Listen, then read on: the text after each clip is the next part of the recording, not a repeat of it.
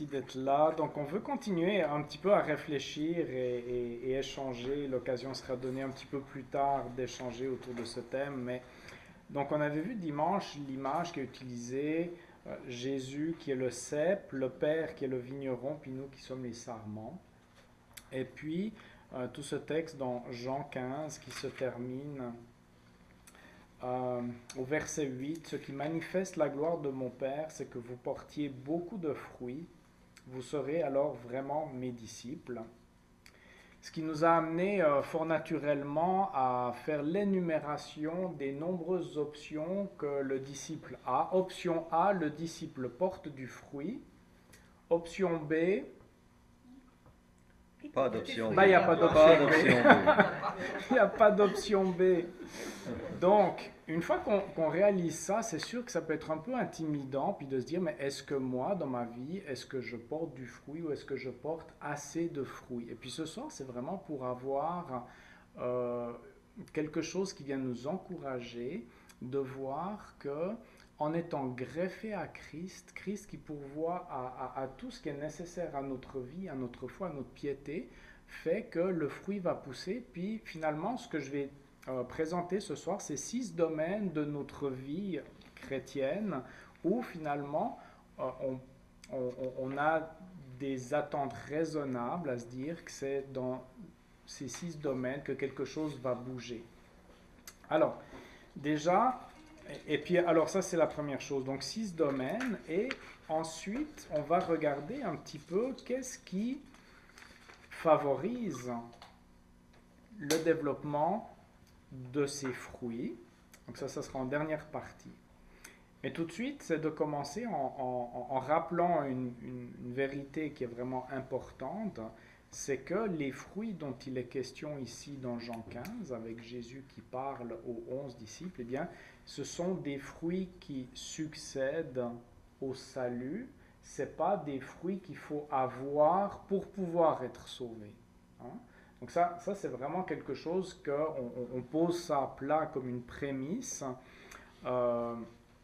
Et puis, si on veut vraiment s'en convaincre, on peut relire Éphésiens chapitre 2, qui nous présente ces choses, où l'apôtre Paul, dans ce chapitre, commence par faire une présentation magistrale de Dieu, de l'Évangile, de qu'est-ce que Jésus-Christ a accompli. Et puis on peut lire ça à partir du verset 4, Éphésiens 2, verset 4. Alors, il vient de décrire tout l'état de perdition, de déchéance, et qu'en fait, on était mort de chez mort. Hein.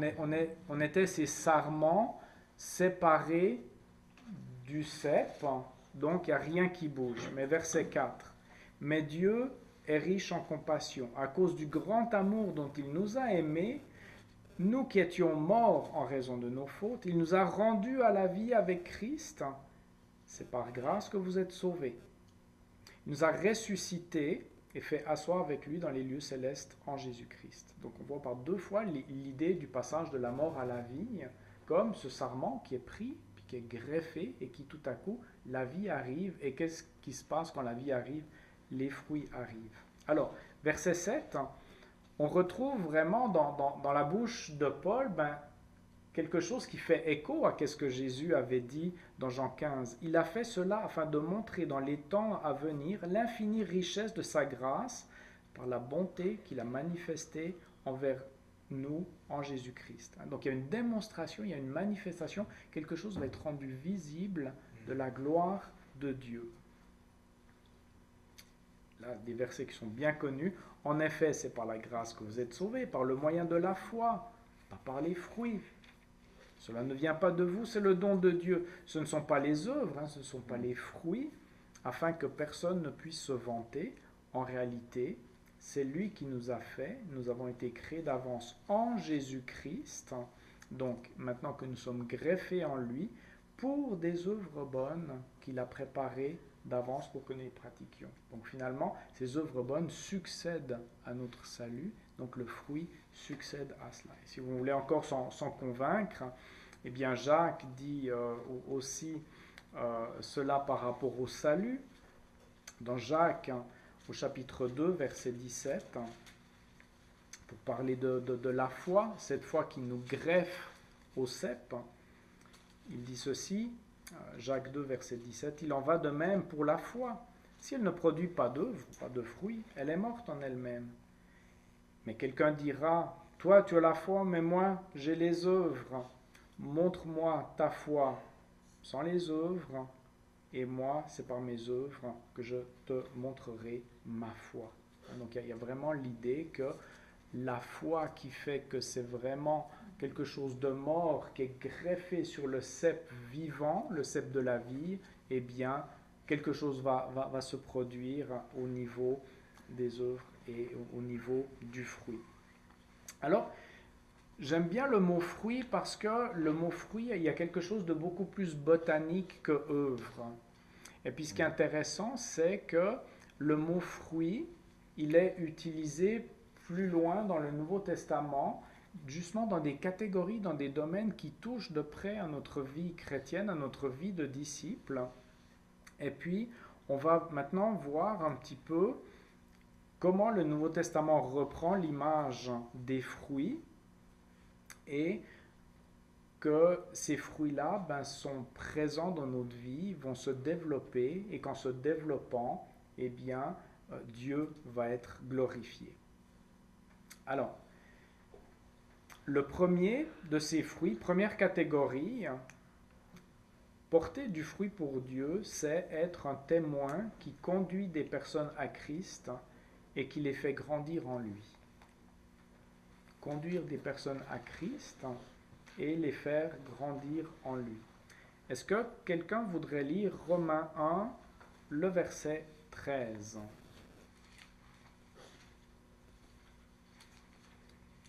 Paul est en train d'expliquer ici aux chrétiens qui sont à Rome qu'il a vraiment voulu faire quelque chose. Il a vraiment organisé. Romains 1, verset 13. Je ne veux pas que vous ignorez, frères et sœurs, que j'ai souvent formé le projet d'aller vous voir afin de récolter du fruit parmi vous, tout comme parmi les autres nations. Mais j'en ai été empêché jusqu'ici. Voilà. Donc on voit que pour l'apôtre Paul, apporter des gens à Christ, leur faire connaître Christ, comme parmi les autres nations, mais il voulait, ce qu'il l'a fait un peu partout, il voulait aussi le faire à Rome, et finalement récolter du fruit. Pour lui, le fruit, c'était quelque chose qui faisait partie de sa vie. Alors on pourrait dire, ben oui, Paul, lui, il a peut-être porté beaucoup de ce genre de fruits-là. Et puis, c'est aussi quelque chose que nous, on peut avoir la joie quand on témoigne, quand on évangélise, tout à coup de voir quelqu'un qui décide de changer sa direction de vie, se repentir, puis commencer à marcher à la suite de Jésus. Et puis, faire grandir quelqu'un, l'accompagner, faire du discipulat. Et finalement, nous, en tant que disciples, on est appelés à être des disciples qui formons les disciples. Donc, en étant dans une église où on a à cœur le discipulat, puis le fait de grandir comme disciples, on est dans une dynamique que les uns et les autres, on contribue à faire grandir du fruit, quelque chose qui va glorifier Dieu. Donc ça c'est la première catégorie, être un témoin qui conduit des personnes à Christ et qui les fait grandir en lui. Maintenant, il y a un autre passage avec une autre expression, et quelqu'un pourrait lire maintenant Romains 6 au verset 22. Qui veut nous le dire? Lire Romains 6, 22. Oui, je l'ai. Merci.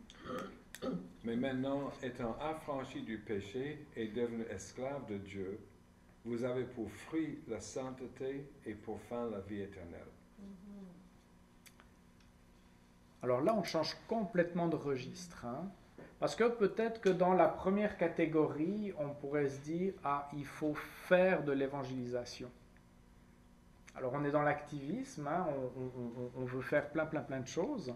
Ici, dans quel domaine on sait, en parlant du fruit, qu'est-ce qui est associé à ce fruit? La sainteté. la progression dans Second 21, vous avez pour fruit la progression dans la sainteté.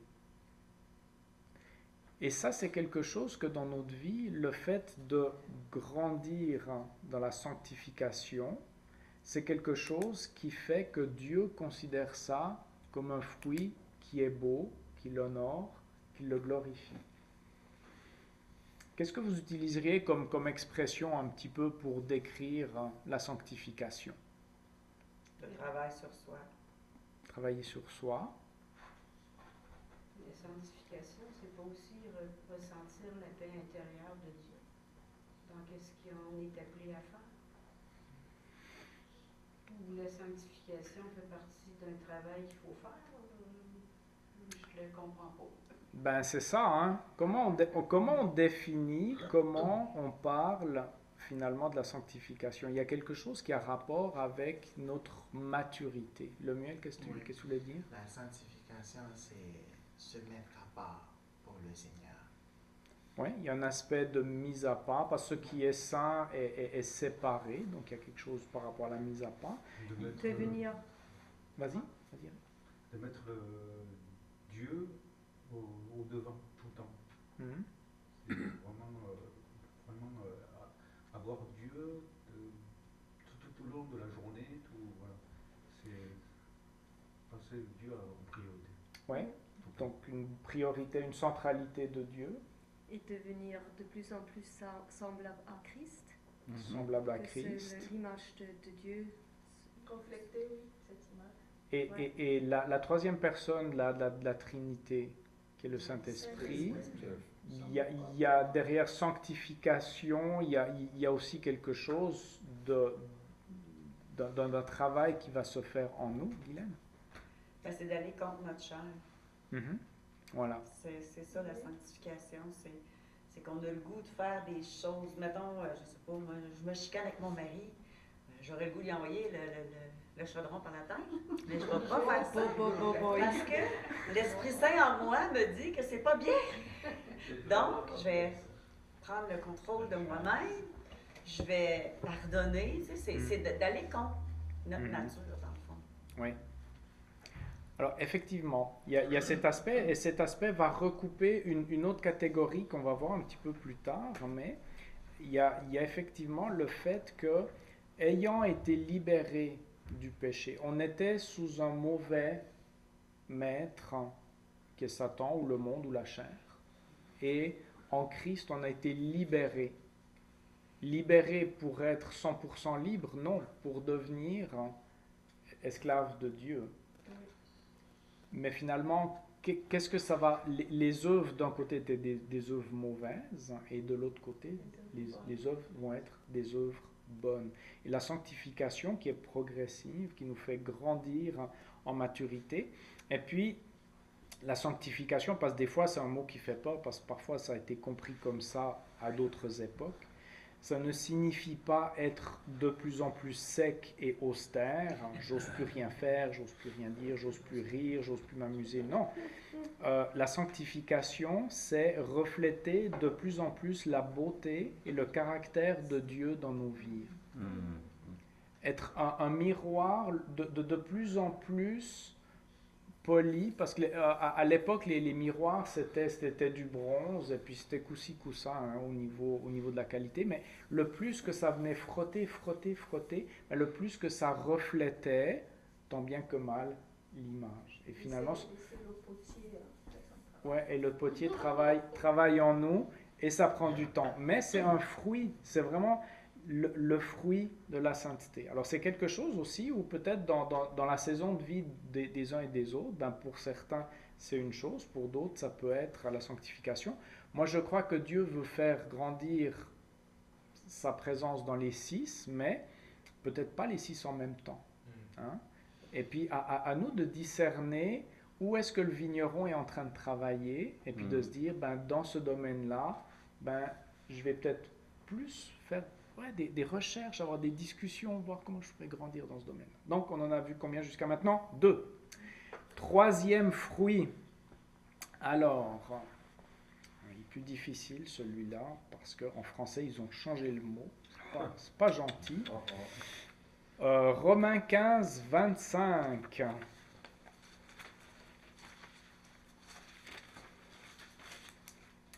Romains 15, 25, où là, l'apôtre Paul nous parle d'un projet qu'ils ont, et puis d'une collecte qui a été faite pour les chrétiens de l'église de Jérusalem qui vivaient une grande pauvreté. Et qu'est-ce qu'il a dit? Quelqu'un nous lit Romains 15, 25? Maintenant, je vais à Jérusalem pour servir les saints. 15, 25. C'est ça, oui. Ai-je bien ça? Peut-être on continue la lecture. Jusqu'au 27.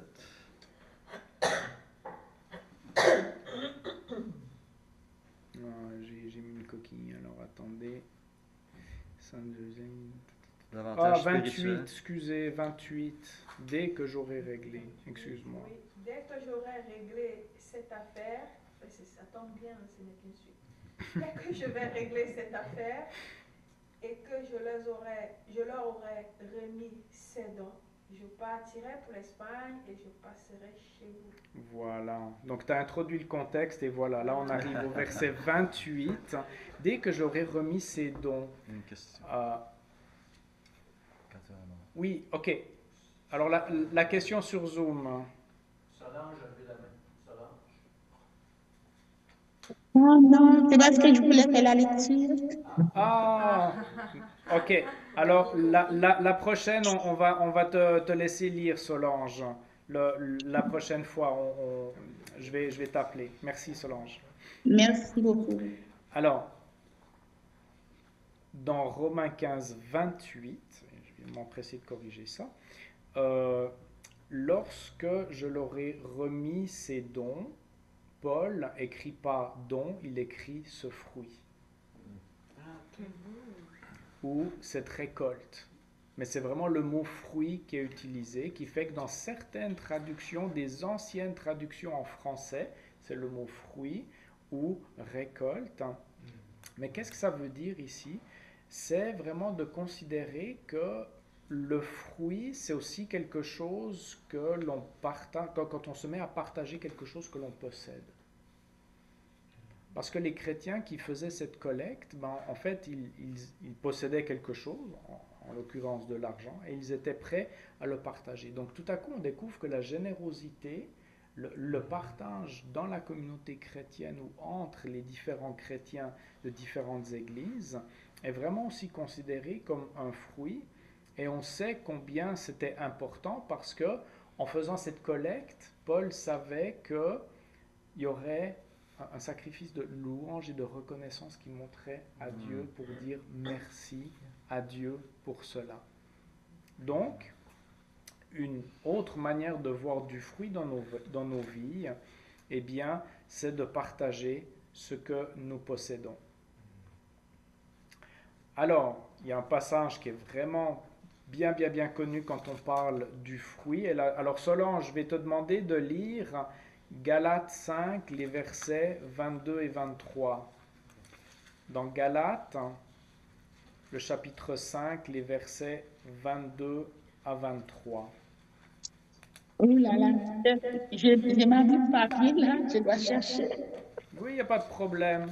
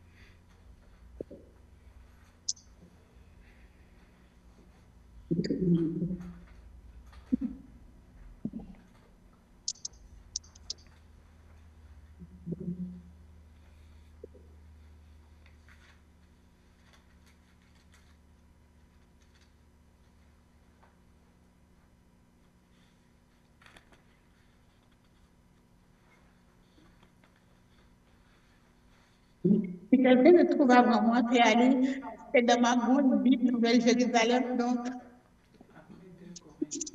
D'accord, mais écoute, on va le lire et puis comme ça on va continuer dans l'étude.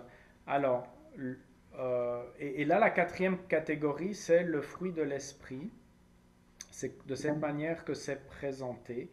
Et dans le contexte de Galates, on voit vraiment qu'il y a une démonstration de toutes les mauvaises choses qui se sont faites quand on était sous le mauvais maître et les nouvelles qui se font.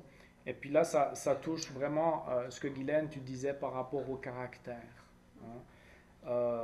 Si on lit depuis le verset 19, les œuvres de la nature humaine sont évidentes. Ce sont l'adultère, l'immoralité sexuelle, l'impureté, la débauche, l'idolâtrie, la magie, les haines, les querelles, les jalousies, les colères, les rivalités, les divisions, les sectes, l'envie, les meurtres, l'ivrognerie, les acceptables et les choses semblables. Ce qui est bien, c'est que les choses semblables, ça veut dire que la liste n'est pas finie. Hein? Je vous préviens, comme je l'ai déjà fait, ceux qui ont de tels comportements n'hériteront pas le royaume de Dieu. Mais le fruit de l'esprit, c'est l'amour, la joie, la paix, la patience, la bonté, la bienveillance, la foi, la douceur, la maîtrise de soi. Qu'ont de telles attitudes, il n'y a pas de loi. C'est-à-dire ces attitudes développées en nous. Et ce qu'il faut réaliser ici, on parle bien d'un fruit. Et puis tout ce qu'on avait dit par rapport aux fruits, jusque-là, dans chacune de ces 4 catégories, bien c'est quelque chose que c'est le cep qui transmet la vie pour que ce fruit se développe. Hein? Et là, c'est important d'arriver à la 3e partie de l'étude, de voir qu'est-ce qui favorise l'arrivée, la production de ce fruit. Mais pour l'instant, retenons qu'il y a vraiment quelque chose qui a rapport avec notre caractère, notre comportement, avec l'expression qui est utilisée ici, le fruit de l'esprit.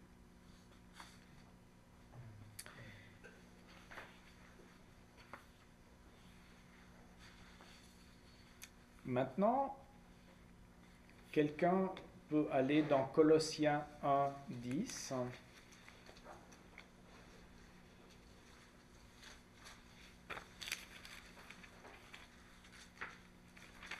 Oui.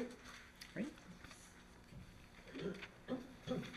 Pour marcher d'une manière digne du Seigneur et lui plaire entièrement, vous aurez pour fruit toutes sortes d'œuvres bonnes et vous progresserez dans la connaissance de Dieu.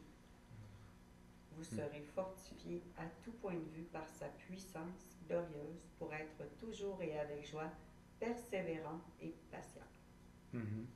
On voit qu'il y a des recoupements, hein, mais au verset 10, pour marcher, en tout cas dans ma version, puis c'est vraiment le mot fruit qui est aussi utilisé, pour marcher d'une manière digne du Seigneur et lui plaire entièrement, vous aurez pour fruit toutes sortes d'œuvres bonnes.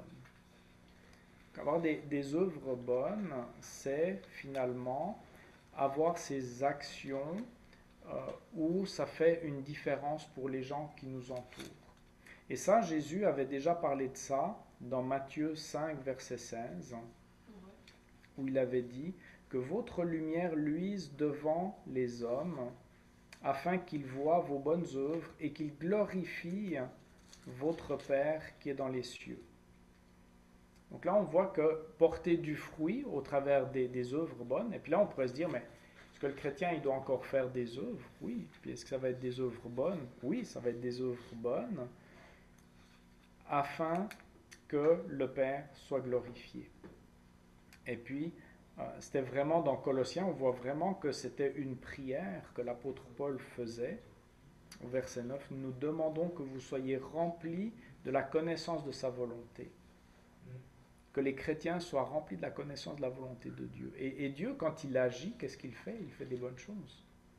Et c'est pour ça que, en étant transformé à l'image de Dieu, eh bien, de Christ, eh bien, de plus en plus, notre manière de marcher, qui va être digne du Seigneur, va faire que nous allons produire des œuvres bonnes.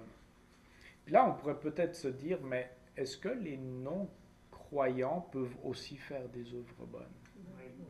Ah oui, certainement. Les non-croyants peuvent aussi faire des œuvres bonnes.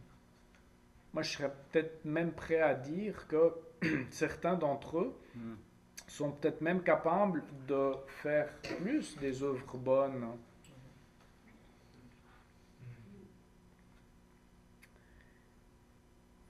Des fois, peut-être qu'ils se comportent mieux que certains chrétiens, mais bon, ça c'est une autre question. Hein. Mais ce qu'il faut creuser ici pour comprendre ce texte, c'est pas les chrétiens sont capables de faire des bonnes œuvres et puis les non-chrétiens sont pas capables de faire aucune bonne. Non, c'est pas ça. Ça serait vraiment se tromper lourdement. La question, c'est vraiment la motivation. Je fais ces œuvres pour glorifier qui? Et là, au niveau de la motivation, là, ça fait une différence. Parce que le chrétien, le disciple, il va faire ses œuvres en espérant que Dieu soit glorifié et que lui, il est capable de s'oublier. Il est peut-être même tellement capable de s'oublier parce qu'il sait que ce qui est fait dans le secret, que personne ne va voir, Dieu qui voit dans le secret, il est satisfait, il est content. Alors que, bien souvent, quand on n'a pas le Seigneur dans notre vie, qu'est-ce qu'on va chercher? On va chercher notre sécurité, notre valeur, dans le fait que les autres vont refléter qu'on est une bonne personne.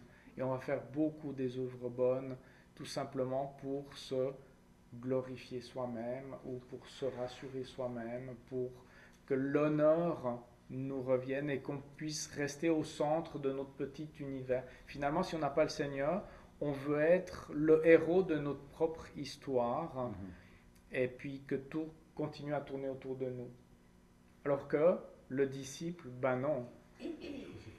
Il se tasse et puis au centre, c'est le cep qui donne la vie à tout le monde. Donc il faut comprendre, c'est pour la gloire de Dieu ou pour le bénéfice de ma propre personne que je fais des bonnes œuvres. Mais sur la question de faire des bonnes œuvres, oui, absolument, il faut en faire. Et puis, donc ça c'est la 5e catégorie. La 6e catégorie, eh bien, c'est dans Hébreux 13.15, je vais le lire. Hébreux 13.15, par Christ, offrons donc sans cesse à Dieu un sacrifice de louange, c'est-à-dire le fruit de lèvres qui reconnaissent publiquement lui appartenir. Quand on adore Dieu, quand on le loue, quand on fait un sacrifice de louange et quand nos lèvres reconnaissent publiquement qu'on lui appartient, c'est un fruit qui le glorifie. Et là, on réalise que, finalement, du fruit, faudrait vraiment rester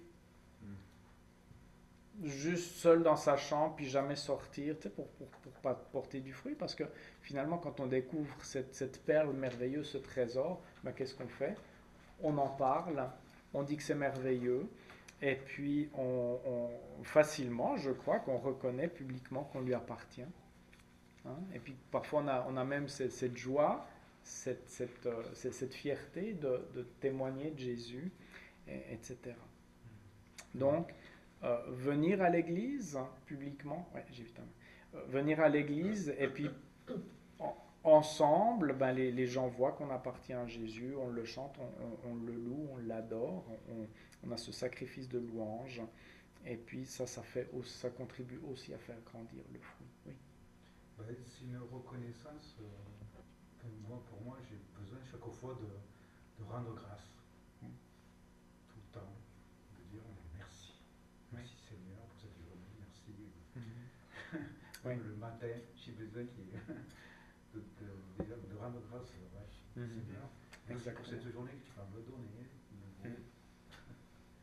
Et c'est là que c'est intéressant de voir que ces cercles, on pourrait imaginer ces 6 catégories comme des cercles, mais ils se recoupent. Pour beaucoup, ils se recoupent. Ce qui fait que, comme j'évoquais tout à l'heure, le fait que certains ont manifesté une générosité en partageant des choses qu'ils avaient a produit chez les autres un fruit de reconnaissance et ensemble, il y a quelque chose qui s'élève.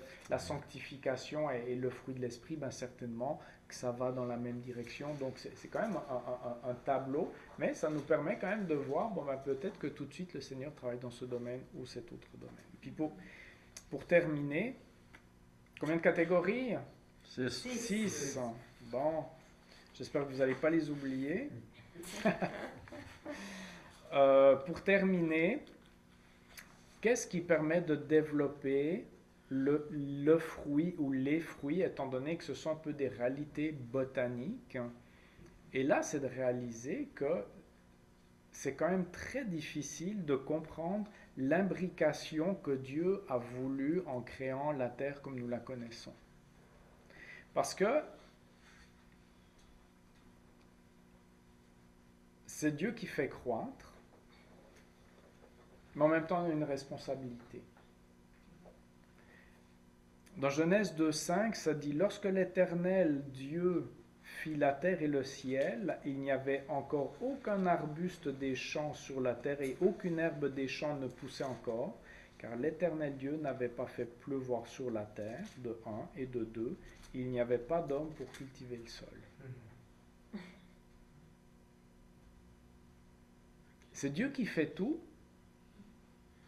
mais si l'homme il n'est pas en train de faire ce pourquoi Dieu l'a créé, il y a des choses qui n'arriveront pas.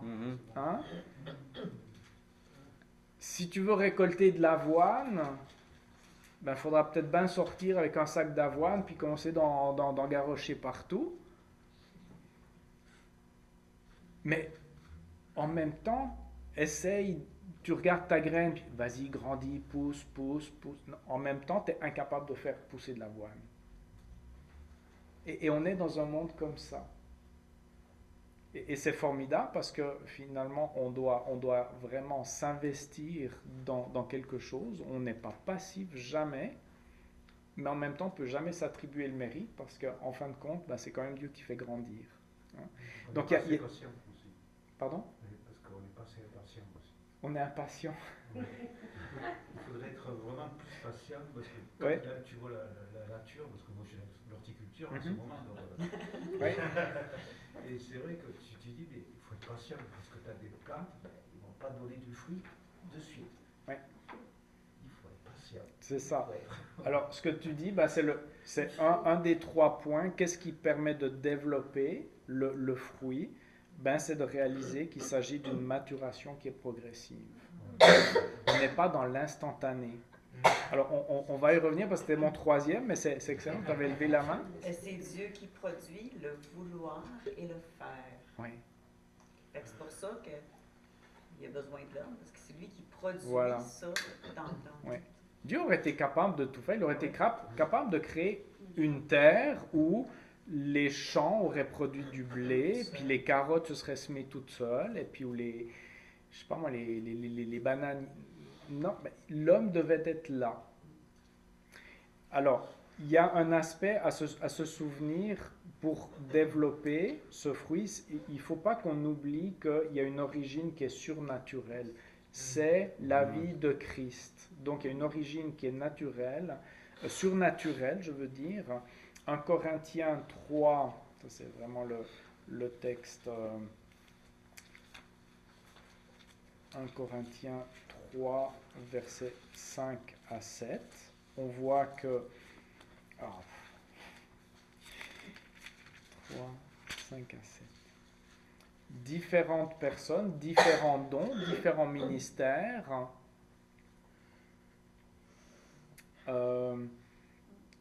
Qui est donc Apollos? Qui est Paul? Ce sont des serviteurs par le moyen desquels vous avez cru conformément à ce qui a été, à ce que le Seigneur a accordé à chacun. J'ai planté, Apollos a arrosé, mais c'est Dieu qui a fait grandir. Ainsi, ce n'est pas celui qui plante, ni celui qui arrose qui compte, mais Dieu qui donne la croissance. En même temps, s'il n'y a personne qui plante, puis personne qui arrose, donc il s'apprend tout ça.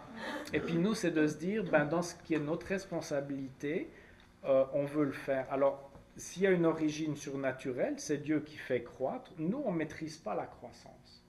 Puis ceux qui veulent maîtriser la croissance, ben ça devient un peu dangereux. Ça devient un peu du contrôle. Alors, il faut faire attention de ne pas vouloir nous maîtriser la croissance, mais faire qu'est-ce que le Seigneur nous a demandé de faire. Mais maintenant, alors, premier élément, c'est une origine surnaturelle, mais d'un autre côté, il y a vraiment des choses qui sont de l'ordre du naturel, la croissance, ben comme n'importe quel agriculteur, si tu mets de l'engrais, de l'arrosage adéquat, un climat adapté, hein, puis on sait qu'il faut faire attention au climat, parce que si c'est trop froid ici, ben, il y a des plantes qui vont mourir. Donc, il y a plein de choses qu'on peut étudier et puis tenir compte. Mais on voit aussi que, finalement, puisqu'il y a des choses qui concernent nos habitudes, notre caractère, ben, en étant attentif à ça, en changeant nos habitudes, eh bien, qu'est-ce qui permet aussi d'être plus à l'écoute du Seigneur? Ça, c'est des choses que on a la possibilité de choisir notre emploi du temps pour savoir qu'est-ce qu'on va faire pour être plus à l'écoute du Seigneur. Parce qu'en entendant plus la voix de Dieu résonner en nous, ben ça va aussi nous indiquer les domaines où il est en train de travailler et d'agir. Donc on voit qu'il y a des choses qu'on ne peut pas faire, c'est d'origine surnaturelle, mais il y a des choses qu'on peut faire.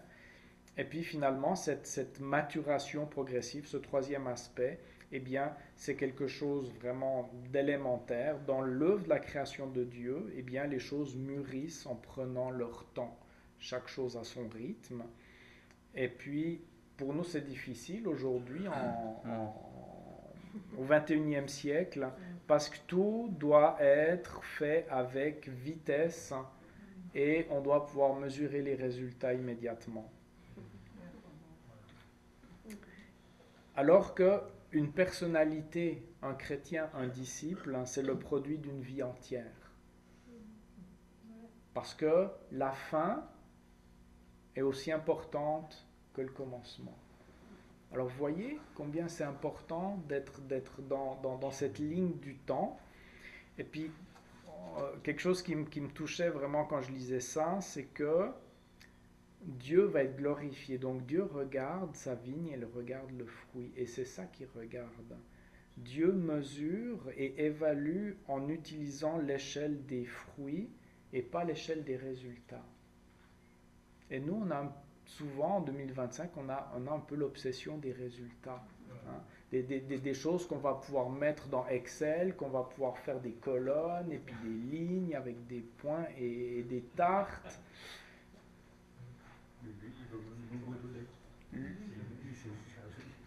C'est plus organique que ça, c'est le fruit, c'est quelque chose qui grandit, puis c'est quelque chose finalement qui a rapport avec mon caractère, avec le caractère de chacun d'entre nous, avec comment on va agir les uns avec les autres, et puis finalement comment on va être ces reflets de Jésus qui a fait le bien dans la vérité, dans l'amour, dans la grâce, et puis comment est-ce que nous aussi nous reproduisons ce que le Maître nous a montré. Alors, pour pas qu'on reparte avec un fardeau en disant c'est épouvantable, je porte pas de fruits, mais oui, en étant greffé à Jésus, tu ne peux pas ne pas porter de fruits. Simplement reconnaître où le vigneron est en train de travailler, et puis, comme on dit, mettre l'épaule à la roue pour favoriser encore plus la croissance. Ça va glorifier Dieu. Alors, peut-être on peut terminer par la prière.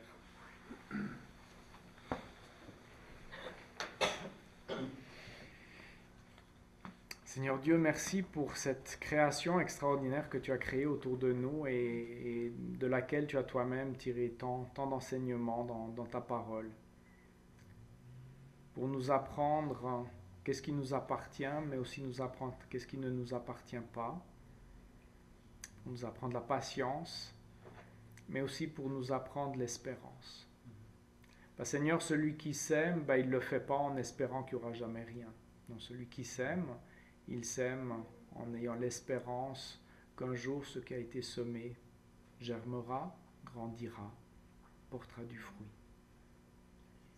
Alors Seigneur, viens mettre cette espérance dans le cœur de chacun de mes frères, de chacune de mes sœurs.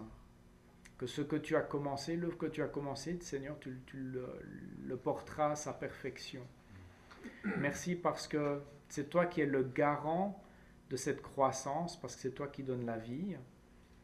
Et Seigneur, donne-nous la sagesse, la connaissance, le discernement pour mettre des environnements dans lesquels nous vivons qui vont favoriser cela, pour te mettre le temps nécessaire à ton écoute, à l'écoute de ta parole, pour que tu puisses nous parler, que tu puisses nous transformer à l'image de Jésus-Christ et pour ta seule gloire. Amen. Amen. Amen.